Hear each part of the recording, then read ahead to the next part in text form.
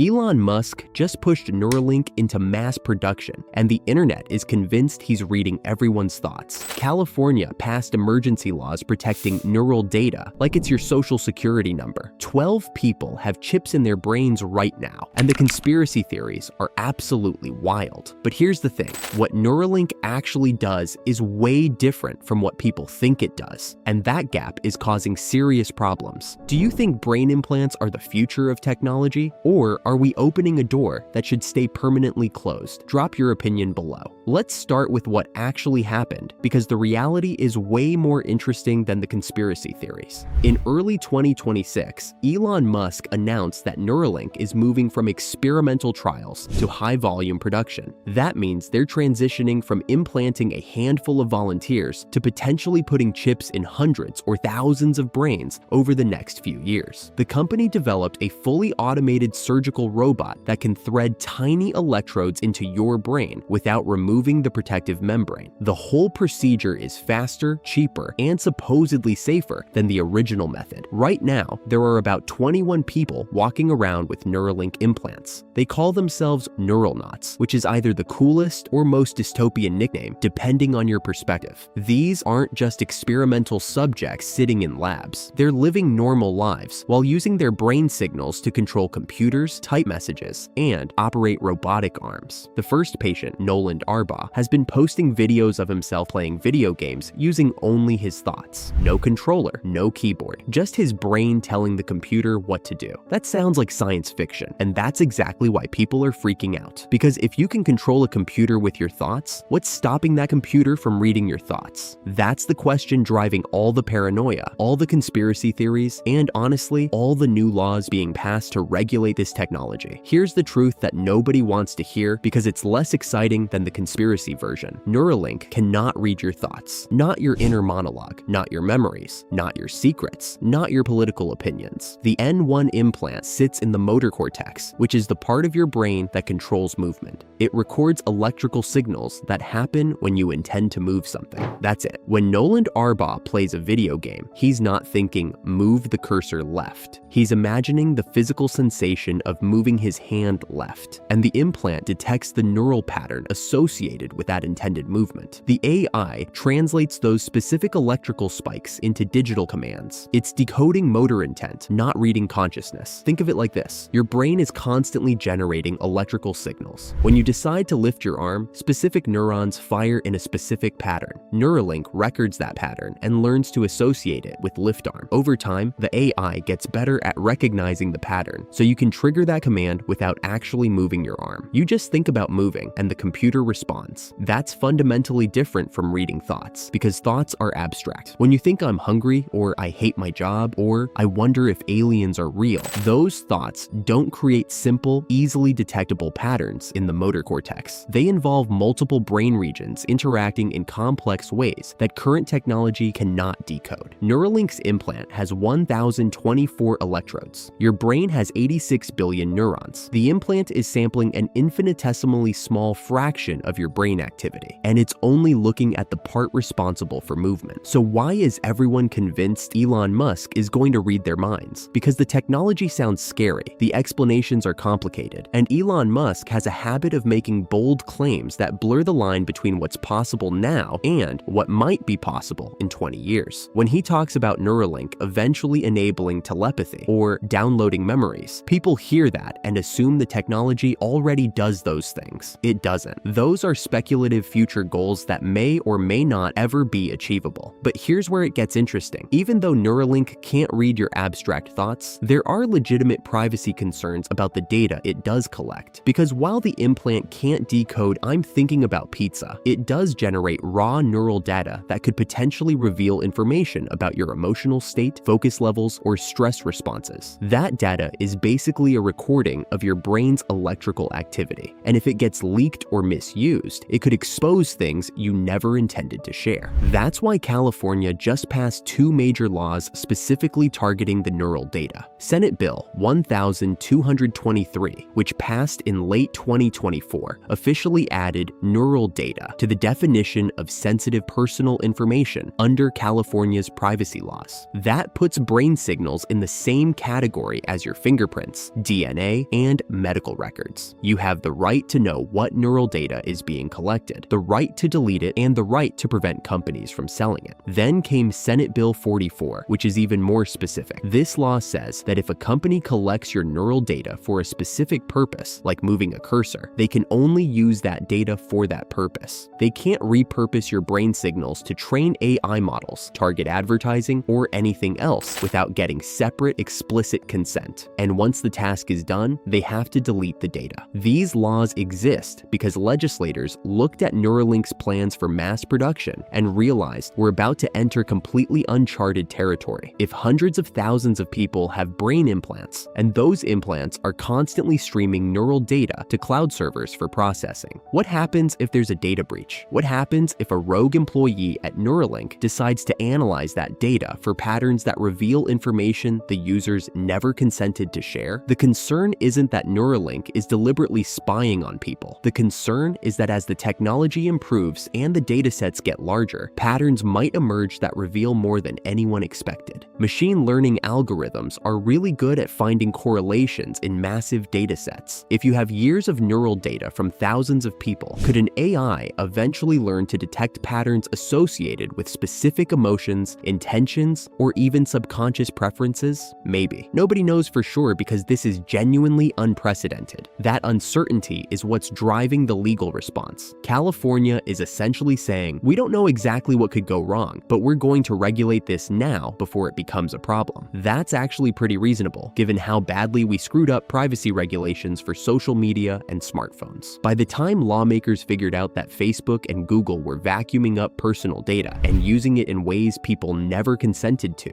billions of users were already locked into those platforms. The Neuralink situation is different because the technology is still early enough that we can set boundaries before mass adoption, but that requires understanding what the technology actually does versus what people fear it might do. And that gap between reality and perception is causing real problems. For example, there are people who desperately need this technology. Patients with ALS, paralysis, or locked-in syndrome could have their lives completely transformed by brain-computer interfaces. But if the public perception is that Neuralink is a dystopian mind-reading device, those patients might avoid it out of fear, even though it could restore their ability to communicate or control their environment. On the flip side, there are tech enthusiasts who think brain implants are going to give them superpowers and make them smarter or more productive. That's also not realistic with current technology. The N1 implant doesn't enhance cognition. It doesn't make you think faster or remember more. It just provides a direct communication channel between your motor cortex and external devices. That's incredibly useful for people who've lost motor function, but it's not turning anyone into a cyborg genius. The reality of Neuralink is simultaneously more boring and more impressive than the hype suggests. It's boring because it's not reading minds or enabling telepathy or any of the sci-fi stuff Musk likes to talk about. It's impressive because it's actually helping paralyzed people regain independence and communication abilities they thought were gone forever. Noland Arbaugh, the first human recipient, has been incredibly open about his experience. He's a quadriplegic who can now control a computer cursor more accurately than he could with any assistive device he'd used previously. He can type, browse the internet, play games, and communicate with people. That's life-changing for him, and it's the actual purpose of this technology. But the marketing and media coverage around Neuralink focuses on the futuristic possibilities rather than the current medical applications. That creates unrealistic expectations and feeds conspiracy theories. When Musk tweets about superhuman cognition or AI symbiosis, people don't interpret that as a long-term vision. They think it's describing the current product, and then they panic because it sounds like something out of a Black Mirror episode. The technical challenges Neuralink has faced also feed into the paranoia. In 2024, it was revealed that some electrode threads retracted from the first patient's brain. That means the tiny wires that detect neural signals pulled back slightly from the brain tissue, reducing the quality of the signal. Neuralink only disclosed this after media pressure, which made people suspicious about what else they might not be revealing. There were also investigations concerns into Neuralink's animal testing protocols. Between 2022 and 2023, concerns were raised about rushed experiments and improper handling of implants that had been in contact with potentially hazardous pathogens. None of this proved the technology was fundamentally dangerous, but it did show that Neuralink's move fast and break things approach wasn't always compatible with the careful safety standards required for medical devices. The FDA has given Neuralink breakthrough device status for certain applications, which fast-tracks the approval process for technologies that address unmet medical needs. But they're still in early-stage feasibility studies. They don't have full FDA clearance for commercial use yet. The current human trials are carefully monitored, and participants are fully informed about the experimental nature of the implants. So where does that leave us? We've got a technology that can't actually read thoughts, but could potentially leak neural data that reveals more than intended. We've got laws being passed to prevent misuse before it happens. We've got a company with a history of transparency issues scaling up to mass production. And we've got a public that's somewhere between terrified and wildly optimistic about what this all means. The truth is probably somewhere in the middle. Brain-computer interfaces are genuinely revolutionary medical devices that will help millions of people with disabilities. They're also creating new categories of personal data that need to be protected, with laws we're still figuring out how to write. The technology will improve, and eventually it might be able to decode more complex brain signals. But we're nowhere near the point where Elon Musk can read your mind through a chip in your head. The real question isn't whether Neuralink is secretly tracking your thoughts. It's whether we're setting up the right legal and ethical frameworks now, so that when the technology does advance, we're not scrambling to regulate it after the damage is already done. California is trying to get ahead of the curve with their neural data laws. Other states and countries will probably follow. The challenge is balancing innovation with protection, enabling medical breakthroughs while preventing corporate overreach. And maybe the biggest challenge is just getting people to understand what this technology actually is. Because as long as there's a massive gap between reality and perception, we're going to keep seeing headlines about thought-tracking AI conspiracies when the real story is about paralyzed people learning to control computers with their brains. That's amazing enough without the dystopian spin. Neuralink can't read your thoughts, but it is creating new types of personal data that need serious legal protection. California just passed laws treating brain signals like fingerprints, and that's probably the right move. The technology is real, the medical applications are incredible, and the privacy concerns are legitimate without being apocalyptic. Hit like and subscribe for more reality checks on tech that sounds like science fiction.